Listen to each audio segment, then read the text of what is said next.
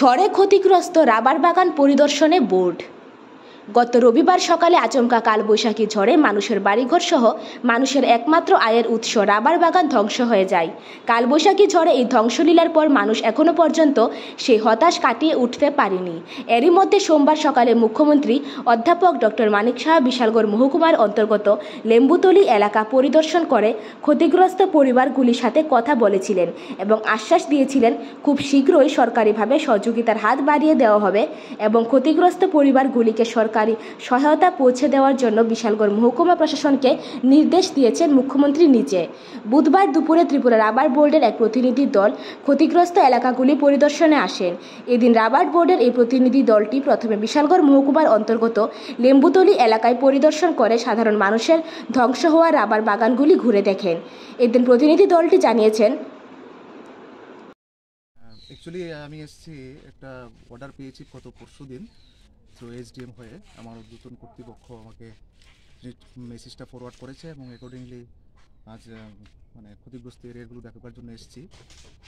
এতটুকু পর্যন্ত আসলাম, যতটুকু এনসিনগর ঘুরলাম, তারপর লেম্বুতলি ঘুরলাম, ওয়েস্ট গোকুলনগর যাচ্ছি, চাম্পামুড়া আছে এটাও যাব।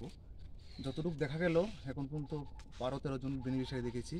এর মধ্যে 7-8 জন আছে কমপ্লিটলি ড্যামেজড হয়ে গেছে রাবার বাগান, যার একমাত্র সোর্স অফ ইনকাম যা রাবারই। সো দেখে খারাপ লাগে।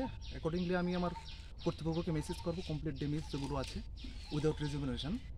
আর বাকি আমার অফিসিয়াল যারা আছে তারা দেখবে ম্যাটারটা। আর আমি যথাসম্ভব চেষ্টা করবো ভালো করে রিপ্রেজেন্ট করার, যাতে করে বেনিফিশিয়ারি হতে সম্ভব। কত কানির মতো ক্ষতিগ্রস্ত হয়েছে এরিয়াতে? মোটামুটি এখন পর্যন্ত তো 20 কানির কাছাকাছি পেয়ে গেছি। কতগুলা গাছ হবে? গাছ বলতে পারেন আপনি 1500-1600 গাছ এখন পর্যন্ত যতগুলো দেখেছি গাছ নষ্ট হয়ে গেছে কমপ্লিটলি। এখন এই বেনিফিশিয়ারিরা কীভাবে তাদের ক্ষতিপূরণটা পেতে পারে? অ্যাকচুয়ালি আমাদের রাবার বোর্ডে আগে ছিল 8 বছর অবধি ইন্স্যুরেন্স কাভারেজ ছিল যেগুলো বাগান। সো বর্তমানে এই স্কিমটা নেই। সো এনিহাও আমি চেষ্টা করব এটা থ্রু আমার অফিস হয়ে আমাদের যে হেড অফিস আছে, হেড অফিসের কর্তৃপক্ষ যারা আছে, ঊর্ধ্বতন কর্তৃপক্ষ, তাদের কাছে পৌঁছানো। নেক্সট তারা চিন্তা করবে কার কাছে এটা দেবে।